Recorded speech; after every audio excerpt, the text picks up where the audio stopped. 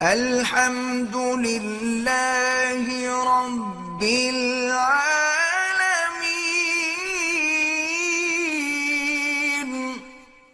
اگر سسر اپنی بہو کو شہوت کی نیت سے ہاتھ لگائے تو بیٹے کا نکاح ختم ہو جاتا ہے۔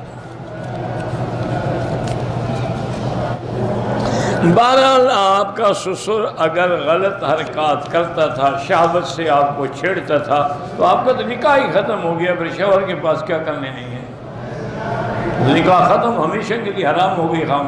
کیونکہ اللہ کے بندے جب بہو کو اس نے نعوذ باللہ شہوت سے ہاتھ لگایا، اب وہ اس کی بیوی تو نہیں رہی نا۔ ایک آدمی اپنی بیٹی سے زنا کرتا ہے، نکاح اس کا ختم ہو گیا، ہر چیز ختم ہو گیا، ایسے ملعون کے ساتھ بات کرنا یا رہنا یا بولنا جو ہے وہ مسلمان کے لیے جائز نہیں ہے۔ اِنَّ لِلَّهِ وَإِنَّا إِلَيْهِ رَاجِعُونَ۔ یہ دور بھی آنا تھا، 6 سال کی بچیوں سے زنا، پھر اپنی بیٹی سے زنا۔ اِنَّ لِلَّهِ وَإِنَّا إِلَيْهِ رَاجِعُونَ۔ ایک آدمی نے اپنی ساس سے اور سالی کے ساتھ زنا کیا، بہرحال توبہ کرے، اللہ معاف کرے، اللہ تبارک و تعالی گناہوں سے بچائے، لیکن اس کی بیوی بھی اس پہ ہمیشہ کے لیے حرام ہو گئی جب ساس سے زنا کر لیا۔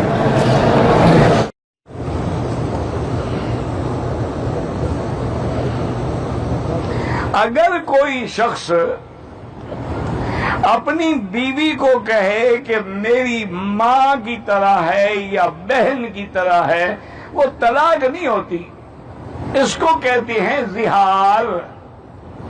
یعنی وہ عورت جو ہے اس پہ حرام ہو جاتی ہے جب تک کہ کفارہ ادا نہ کرے، اور کفارہ یہ ہے کہ ایک غلام آزاد کرے خرید کر، اور اگر غلام آزاد نہ کر سکے تو 60 روزے رکھے متواتر، اور اگر روزے نہ رکھ سکے تو 60 مسکینوں کو کھانا کھلائے۔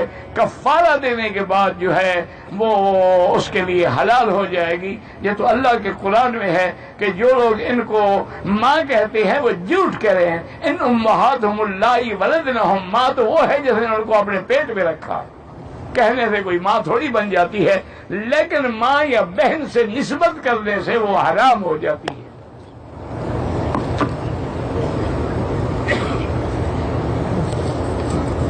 یہ تو حضور کی زندگی میں ایک بی بی تھی، خولہ بی بی اس کا نام تھا، وہ حضور کی خدمت میں آئی اور اس نے آگے عرض کیا کہ یا رسول اللہ، ان زوجی اکل جمالی واکل مالی، میرے خاوند میرا حسن بھی کھا گیا، میری جمال بھی کھا گیا، میرا مال بھی کھا گیا، اور اب بڑھاپے میں آگے مجھے کہتے ہیں انت علی کا ظہر امی، تم میرے لیے ماں کی طرح ہو۔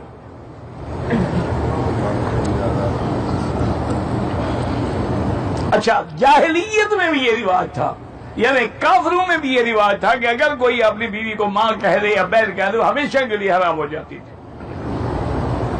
حضور نے فرمایا بی بی میں کیا فیصلہ کروں، ما نظر فیک شیء، تمہارے بارے میں اللہ نے کوئی حکم نازل نہیں فرمایا۔ انہوں نے کہا یا رسول اللہ، ہر مسئلے کا حل قرآن میں موجود ہے، میرے بارے میں کیوں نہیں اترا؟ حضور نے فرمایا نہیں اترا۔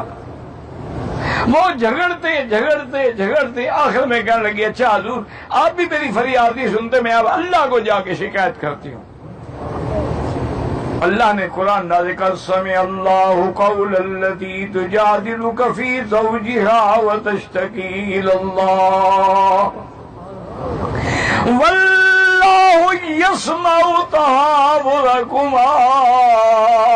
اللہ نے فرمایا میرا بدری، ہم نے سن لیا اس عورت کی بات کو جو خاوند کے بارے میں تو آپ سے جھگڑ رہی تھی، آپ سے لڑ رہی تھی، ہم نے سن لیا ہے، اور اللہ نے یہ حکم جاری کر دیا ہے کہ اگر وہ کفارہ ادا کر دے تو بیوی اس پہ حلال ہو جائے گی۔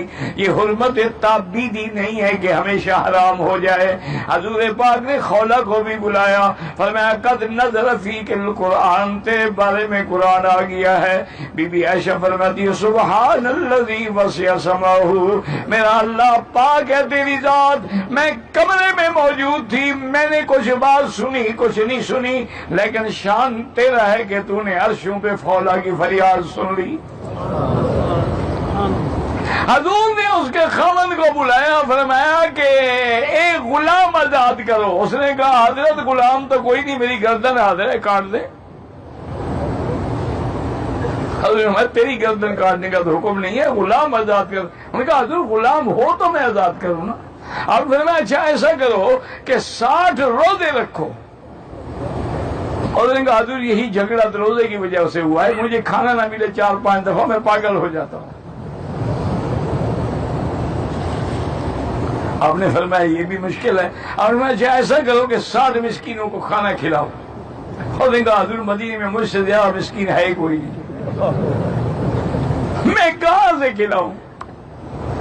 اتنی دیر میں ایک آدمی نے 60 سا کھجور کا بڑے توڑے پیش کیے۔ حضور میں آئی نہ دو جو خور، کہاں ہے وہ آدمی؟ انہوں نے کہا بیٹھا ہوں یا میں یہ لے جاؤ اور مدینے کے مسکینوں کو وہ تقسیم کر دو۔ اور انہوں نے کہا حضور مجھ سے زیادہ مسکین ہو تو تقسیم کروں نا، میں تو سب سے زیادہ غریب ہوں۔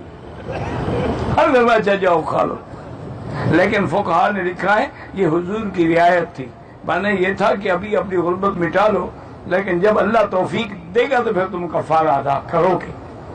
اور بعض کہتے ہیں کہ نہیں اسی کو حضور کرنے کا، تو اس لیے اس کے کفارہ ادا کرنے کے بعد وہ ماں بہن نہیں بنتی۔